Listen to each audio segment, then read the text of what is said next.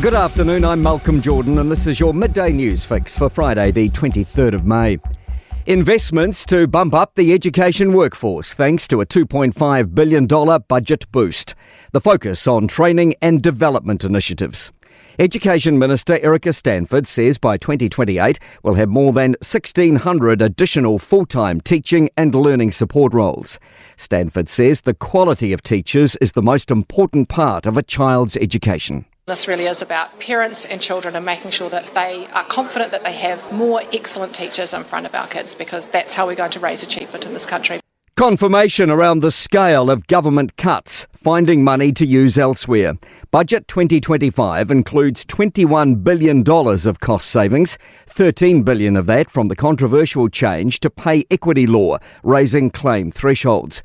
Prime Minister Chris Luxon told Kerry Woodham these are difficult choices, but there's no way they could afford that. Half of those savings came out of pay equity. The other half actually came out of 115 initiatives that were actually saying this is money that's not being well spent for the taxpayer. Let's go take that money and put it into frontline services. And the Finance Minister says introducing 12-month prescriptions will help Kiwis with high healthcare needs.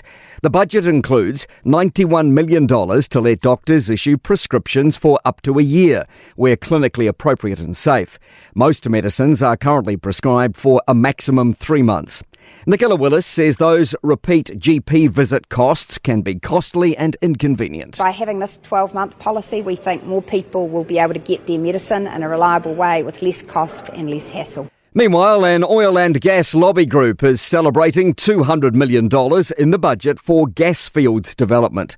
Resource Minister Shane Jones announced it'll be used to co-invest with developers of new sites.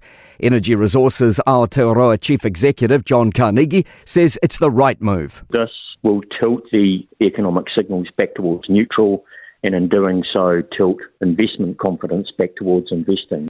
To other news, in Australia, 4 people have died in flooding in New South Wales, now declared a natural disaster. More than 50,000 Australians are under evacuation warnings, with people stranded on roofs. Rain's forecast to continue, and thousands of emergency workers are carrying out rescues. Sky News' Jim Callanan says one person's still missing. Now, it comes as the SES issue 140 different notices out there for the public to heed. 34 of those are now at emergency level.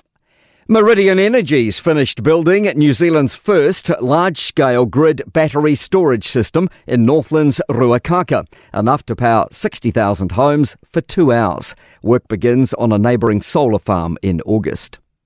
To sport. Supercars will race in the North and South Islands as part of a New Zealand double-header from next season. Christchurch's Ruapuna Raceway joins the calendar, and Taupo's agreement extends until 2028. Michael Main will coach the football Ferns to the 2027 World Cup. He's the team's first New Zealand-born coach in 21 years. And America's Cup squabbling has emerged between challenger of record Athena Racing and defenders Team New Zealand over picking Naples as the 2027 regatta host venue. I'm Malcolm Jordan. That's your latest news fix. We'll be back with the next update at 5 p.m. from the Newstalk ZB newsroom.